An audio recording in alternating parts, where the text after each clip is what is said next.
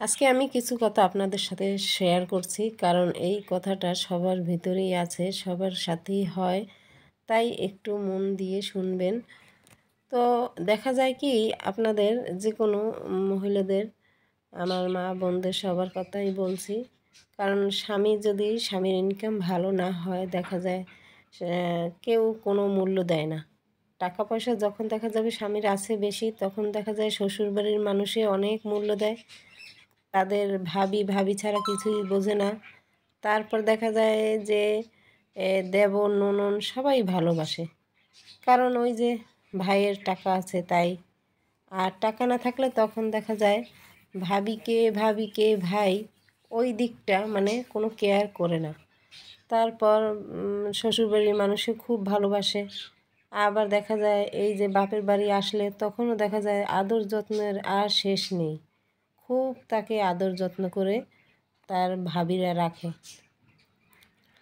তাই বলছি, স্বামীদের টাকা থাকা খুবই জরুরি দরকার, কারণ স্বামীর টাকা আছে সব আছে, স্বামীর টাকা নেই আর কোনো মূল্যও নেই, তার কোনো যত্নও নেই।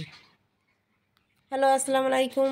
আপনারা সবাই কেমন আছেন? আমি আলহামদুলিল্লাহ ভালো আছি। তো আজকে আমি এই যে কি রান্না করছি দেখেন, আজকে নিয়ে আসছি আরেকটা রেসিপি।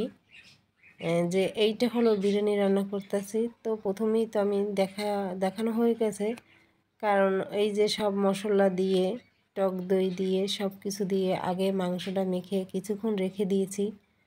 সব মশলা, এই যে রেডিমেড মশলা তো আছেই, কিন্তু তারপর আমি অনেক ধরনের মশলা বেটে নিয়ে তারপর মিক্স করে রান্না করেছি। তো আমি একটু অন্য রকমের রান্না করেছি। দেখা যায় বিরিয়ানিটা রান্না হয় যেমন মাংসটা কষিয়ে রেখে তারপর পোলাওটা চড়ানো হয়, তার ভিতরে মাংসটা পরে দিয়ে দেওয়া হয়। তো আমি আবার অন্য রকমের করেছি, কারণ একটু দেখছি ইউনিক করে যে কী রকমের লাগে, তাই আমি মাংস কষিয়ে তারপর ওর ভিতরেই আমি চাল দিয়ে দিয়েছি। মাংস যখন কষানো হয়ে গেছে তারপর সবসময় আলাদাভাবে অন্য রকমের রান্না করি, কিন্তু আজকে একটু অন্য রকমের রান্না করেছি, যে দেখবো কী রকমের খেতে ভালো লাগে কি না তাই।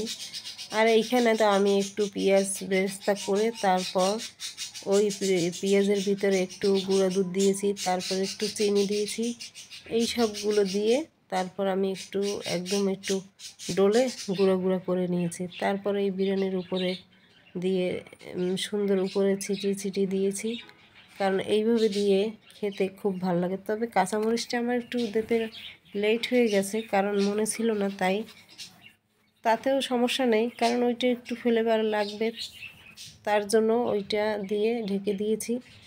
তারপর একটু এই যে দেখেন কত সুন্দর লাড়াচ্ছি।